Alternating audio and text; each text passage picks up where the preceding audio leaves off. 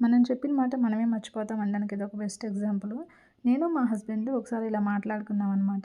మన పిల్లల్ని ఎప్పుడు కంపేర్ చేయొద్దు. వాళ్ళేమైనా మిస్టేక్స్ చేస్తే తెలిసి తెలియక తప్పులు చేస్తుంటే వాళ్ళకి అర్థమయ్యేలాగా చెప్పాలి తప్పితే, వాళ్ళెలా ఉన్నారు, వీళ్ళిలా ఉన్నారు, మీరెందుకు ఇలా ఉన్నారని కంపేర్ చేయకూడదని డిసైడ్ అయ్యాము.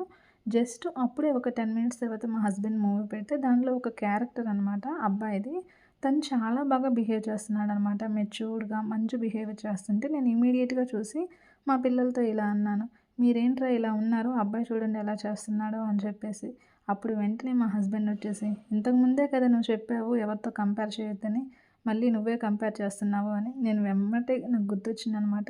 అవును కదా! నేనే చెప్పాను కానీ నేనే అంటున్నానని చెప్పేసి. మనం అన్న మాటలు మనమే మర్చిపోతుంటాము. కానీ దాన్ని గుర్తుపెట్టుకోవాలి. మనం ఏదైనా చెప్పడం కాదు, దాన్ని పాటించాలి కూడా. మీలో ఎంతమంది దీనికి రిలేటెడ్‌గా ఉన్నారు? అండ్ వీడియో నచ్చితే ఒక లైక్ చేసి, షేర్ చేసి, సబ్స్క్రైబ్ చేసుకోండి.